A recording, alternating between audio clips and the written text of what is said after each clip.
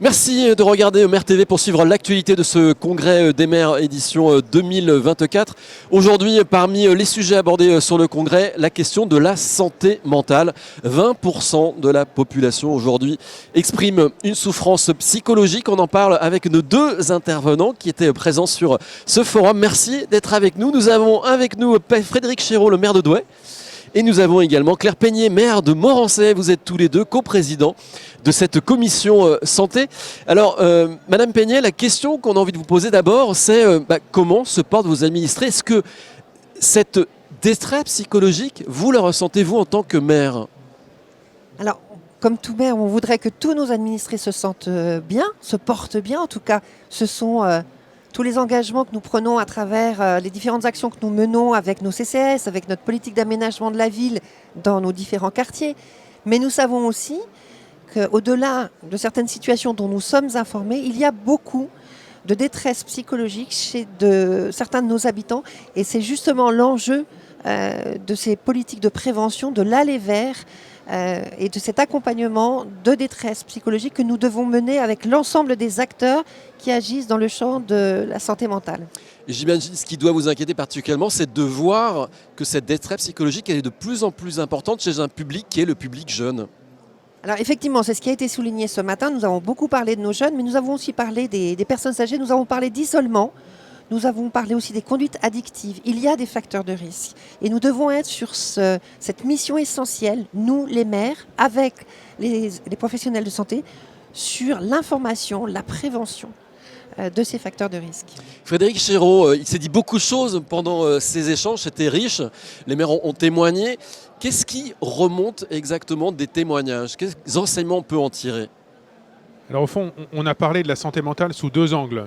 Peut-être un angle stricto sensu qui est la question des personnes avec de graves troubles psychiatriques ou psychologiques que les maires rencontrent parfois sous l'angle de la sécurité publique, avec des gens qui errent sur l'espace urbain et qui peuvent décompenser une maladie psychiatrique grave. Ce sont des cas finalement peu nombreux, mais c'est parfois les plus visibles.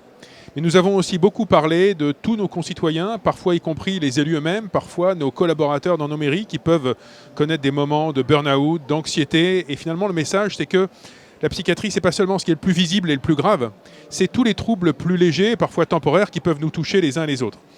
On a parlé aussi, Claire l'a dit, de tout ce qui favorise les troubles psychiques, les addictions, la précarité, l'isolement, la pauvreté. Puis nous avons eu une intervention très intéressante du délégué interministériel qui s'occupe de tout ce qui est troubles 10, en rappelant qu'on a aussi beaucoup d'enfants, et ça, au départ, c'est pas de la psychiatrie, mais d'enfants qui ont des troubles d'apprentissage, des troubles du langage, et des troubles autistiques.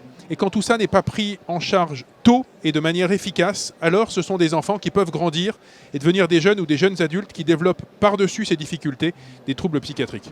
Donc vous avez posé le diagnostic. Maintenant, la question que l'on se pose, je vous la pose à tous les deux.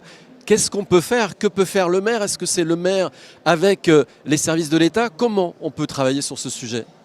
Ce qui ressort des échanges et des témoignages de ce matin, c'est la nécessité d'avoir autour de la table l'ensemble des acteurs qui vont intervenir sur des situations critiques, voire sur la prise en charge dans le cadre de la prévention, mais aussi sur le suivi. Donc une relation maire, hôpital, structure, professionnel de santé, professionnel associatif. Donc c'est un travail conjoint.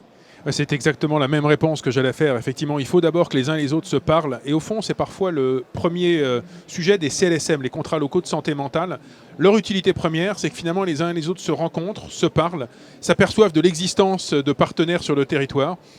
Si on n'est pas capable de travailler ensemble, de toute façon, les moyens sont insuffisants. Il n'y a pas suffisamment de psychiatres, il n'y a pas suffisamment de lits.